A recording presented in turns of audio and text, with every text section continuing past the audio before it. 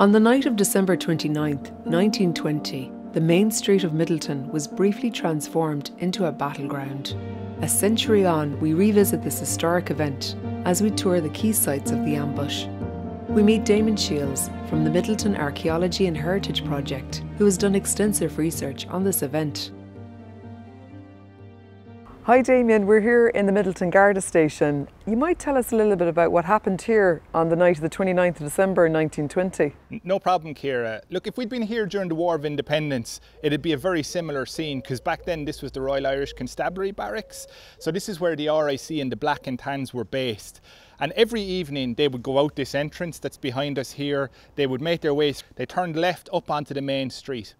And the IRA had become aware that they did this around the same time every night, and so they decided they were going to launch an ambush against them just down the road from us here. And if we go up, we can have a look at that now. Brilliant, let's take a look. Great. Fantastic. So Damien, you might tell us where we are now. So we're standing on Main Street of Midleton, and if we were here on the 29th of December 1920, from behind us we would have been seeing the RIC patrol that had left the barracks advancing down either side of the main street. They were going to go all the way down to the bottom of the main street, cross over the bridge, and then they were going to turn around and come back. But when they passed down here, an IRA volunteer was standing, leaning against the corner wearing a greatcoat. He was waiting for them to pass. When he ran back up the road, where there were 15 more IRA volunteers waiting for his word, the IRA flooded down onto the main street behind this patrol, moved into doorways on either side of the street and waited for the patrol to turn around and come back. And when they did so, when they were at about this point, Paddy Whelan waited for his officer commanding to give the signal to launch the ambush. So Damien, we're across the road now from our last spot. What happened here? So two of the IRA volunteers were positioned here, a guy called Paddy Whelan and Dan Cashman. Yeah. And when the ambush was initiated, they stepped out on the main street along with a whole load of other IRA men emerging from doorways. They had revolvers and they started shooting at the patrol as they moved up the road.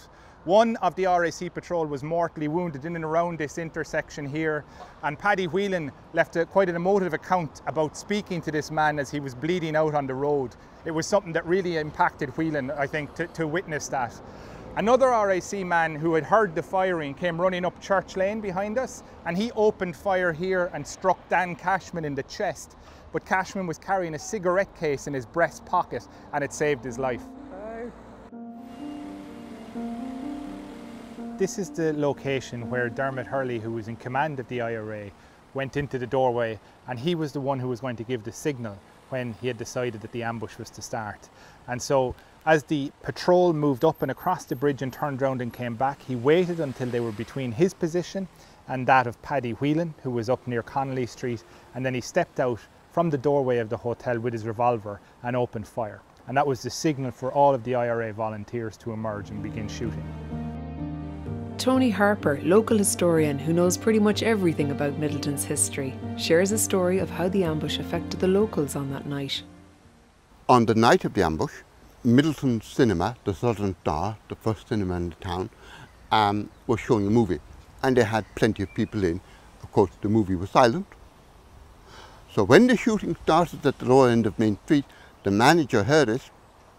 He ran into the projection room and told the projectionist put on the next reel, because the last thing he wanted was for his patrons to end up in a crossfire and get killed. By the end of the night, 3 RIC men had been left mortally wounded, which led to reprisals in the town. So the reprisals happened a couple of days after the ambush, Damien, and we're outside O'Shea's. And what's so significant about this building? So O'Shea's here was one of the buildings that was attacked by the British as part of this reprisal. And the reprisals are so significant because they're actually the first official British military reprisals of the War of Independence. So the local commander had given notice of which buildings were going to be attacked and that his troops would be coming into the town. And they selected buildings that they associated either with the ambush itself or with local IRA volunteer activity. And we ran an archaeological project here trying to identify buildings, and what's significant about O'Shea's is that it looks very similar to the day it did when it was being attacked. It and 2 other buildings on the street were the ones they targeted. And newsreel crews actually came into the town to film this reprisal so that it could be broadcast in cinemas across Britain and Ireland. And that film footage still survives today, and it's actually the earliest film footage there is of Midleton Main Street.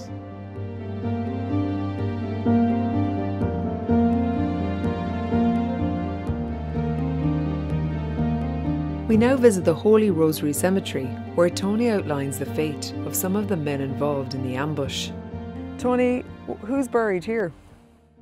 Several of the men who participated in the Midleton Ambush in 1920 are buried here. But the most important man, oddly enough, is not buried in the Republican plot. He's buried separately because he died in a separate incident.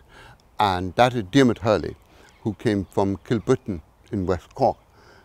He moved to Midleton and ended up working for Coddigans, the big coal and grain merchants here in town. He was their foreman, or gaffer as everybody called him, and it was on that basis that he ended up as the commander of the unit who conducted the ambush. Unfortunately, it must be remembered, Diarmaid Hurley had no military background, so he was not mentally equipped for the action of being a commander of an IRA unit, and it was as a result of probably post-traumatic stress disorder that he ended up panicking after one incident with Crown forces and was shot as he was trying to get away. And that's why he's buried separately in this graveyard. The ambush and its aftermath were indeed some of the most significant events to happen in Midleton's history. The streetscape has changed so little in 100 years, and it must have been chaotic and traumatic for the Midleton population on the night of the ambush and the days that followed. Indeed, there was much activity in East Cork during the War of Independence, including an event in Clonmult near Midleton only 2 months later that saw the greatest loss of volunteer life at any one incident during the war anywhere in the country.